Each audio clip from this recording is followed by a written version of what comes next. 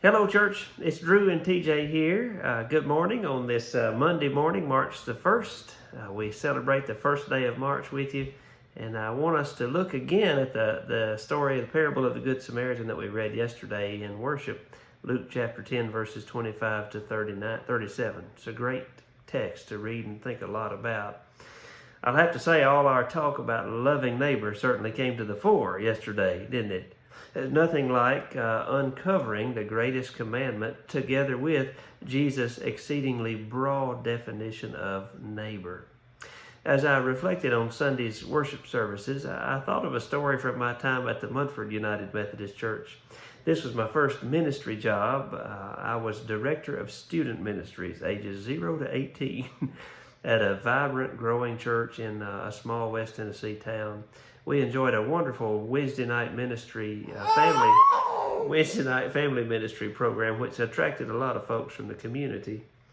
One of our 8-year-old regulars, Bobby, 8-year-old little boy, he came in one afternoon looking a little rough around the edges. He was sad, frustrated, mad, hungry, a combination of emotions pretty unusual for Bobby. As we finished our supper, I asked if he wanted to talk about what was bothering him. He declined the offer, as most little boys do. He half-heartedly participated in the evening's activities and then lingered at the back of the pickup line. He asked if I would ask my question again. So I said, "Okay, Bobby, what's bothering you tonight? What's bothering you?" Hold tight there, TJ. TJ's getting hungry, I think. Well, Bobby unloaded a tale about a bully named Roger who had been especially mean to him for 2 full school years. It was actually pretty rough stuff. I felt so sorry for Bobby as he told me through tear-filled eyes all the things that had happened between him and Roger. He said, "I don't know what to do. If I hit him, I get in trouble, and he's bigger than me. I can't even push him down, and I'd probably get in trouble for that too. He's louder than me, so I can't yell him down, and he's just mean. What am I going to do?" And I said, "Well, Bobby, I don't think you have to take any nonsense from him, but I do think it's time to try to love him. Maybe that'll help."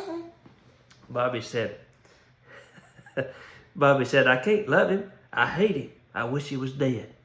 I said, "Well, I understand that, but I don't think that's what Jesus would like for us to do." I quoted, "Love your enemies and pray for those who persecute you," and a few other verses about love. I even tried to explain agape love to an 8-year-old. That didn't work too well. I closed my sermonette with, "Jesus wants you to love Roger, just to love Roger." Bobby said, "Well, Jesus can try to do that himself. I'll bet Roger pulls his ears too." I shifted gears a little bit and I said, "Perhaps we could just pray for Roger each day." Bobby said, "Pray for him? I can't even hardly say his name. What am I supposed to pray? That he would move away or die?" I said, "No, probably not either of those." So we went back and forth on a few ideas about how to pray, and we finally settled on a simple daily prayer. "Lord, I pray for Roger. Do something." The Lord would have to figure out exactly what that meant, according to Bobby. Several weeks passed, and each Sunday and Wednesday, Bobby would give me a report on the prayers, and he said, "It just isn't doing anything, but I'll keep trying if you say so." Another few weeks passed, and I was pleasantly surprised to see the old, happy, energetic 8-year-old Bobby bouncing through the doors to Wednesday night supper.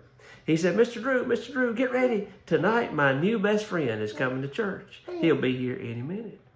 A few minutes later, Bobby returned to my side with his new best friend in tow. "Mr. Drew, I'd like for you to meet my new best friend, Roger." Roger. I must confess that I had to pick my mouth up off the floor, but I didn't ask any questions.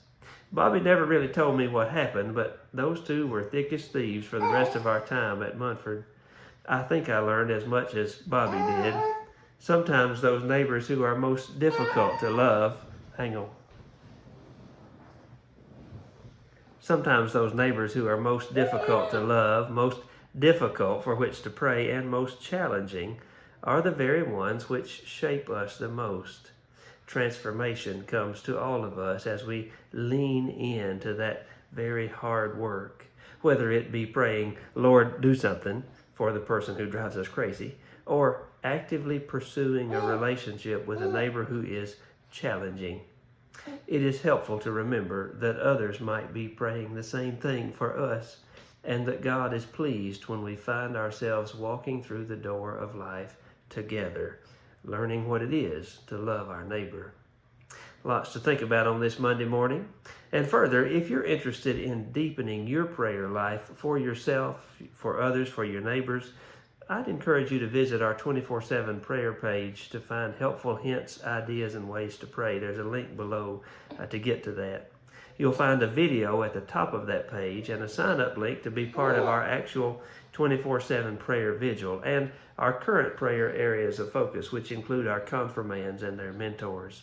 It is vitally important work which brings transformation to us all. I think this prayer is how we get connected to the power of God at work to help us truly love our neighbors.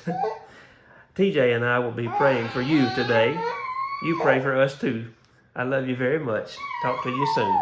Bye.